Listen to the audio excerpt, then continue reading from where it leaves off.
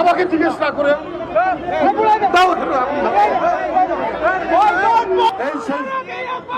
Indian sari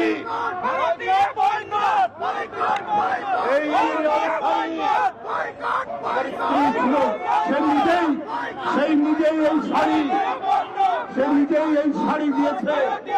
এইটা আজকে আপনাদের সামনে ছুঁড়ে ফেললাম। আর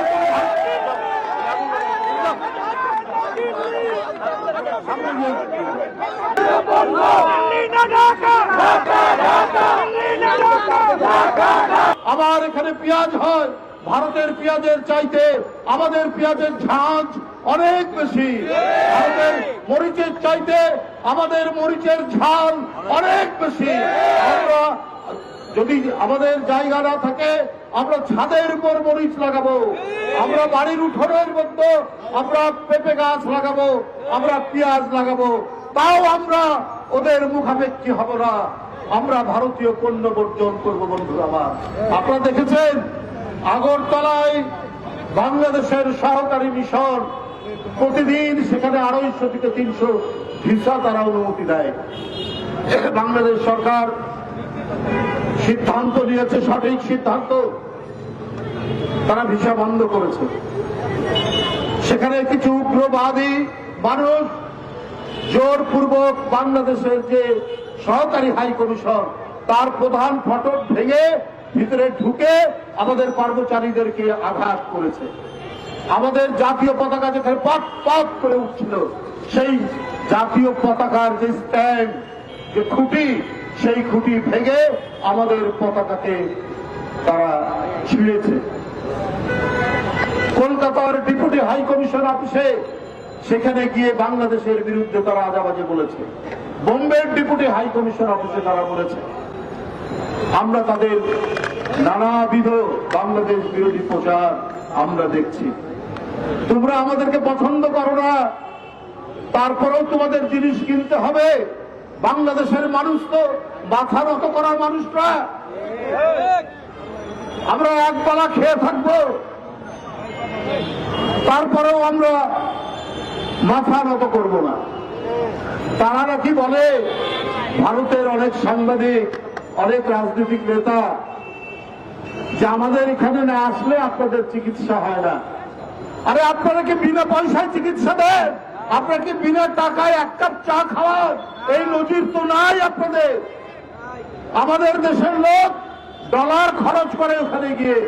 এখন কলকাতার নিউ মার্কেট বন্ধ, দোকানপাট বন্ধ, সেখানে আর কোনো খরিদ্দার নাই। আমাদের ডলারের কেনা হতো, হাসপাতাল বন্ধ। আর আপনি একজন ডাক্তার নাকি বলেছেন এইবার বাংলাদেশের রুগী আসলে, এবারে বাংলাদেশের রুগী আসলে সেখানে ভারতীয় পতাকা এমন ভাবে রাখা হবে যেন মাথা নিচু করে ঢোকে। আপনারা বাংলাদেশের মানুষকে চেনেন না। আপনারা অনেক জাতিকে সেখানে প্রধানত করে রেখেছেন যারা স্বাধীনতা চায়। এটা আপনাদের বিষয়ে আমরা বলতে চাই না, কিন্তু বাংলাদেশের মানুষকে চেনেন না।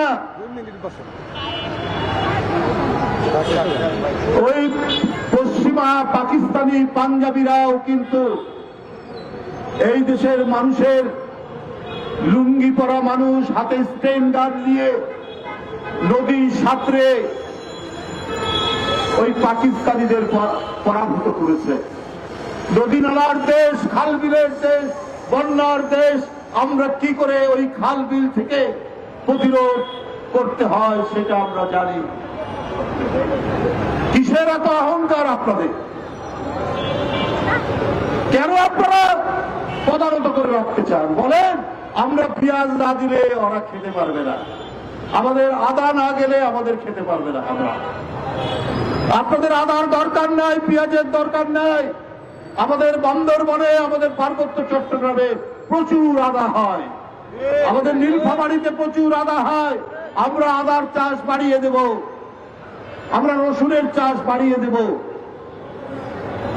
আপনাদের উপর আমরা মুখাপেক্ষী থাকবো এটা ভাবার কারণ নাই। যে আপনারা আমাদের একটু দেবেন আর যা বলবেন তাই শুনতে হবে, ওইটা দুই একজন হাসিনার মতো লোক থাকতে পারে, কিন্তু কোটি কোটি বাংলাদেশের মানুষ এইটা করবে না।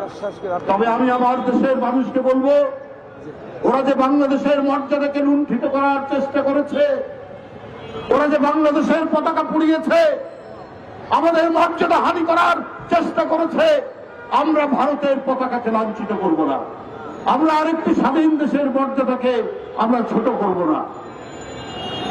আমরা প্রত্যেক জাতির যে স্বাধীনতা সার্বভৌমত্ব সেইটিকে আমরা সম্মান করব। আমরা ওদের মতো এরকম ছোট বক্তৃ করব না। গতকাল সমস্ত রাজনৈতিক দল নিয়ে প্রধান উপদেষ্টা বসেছিলেন, বৈঠক করেছেন। আমরা জাতির সংকটকালে এইভাবেই আমরা ঐক্যবদ্ধ হব, এইভাবেই আমরা আগ্রাসন ঠেকাবো।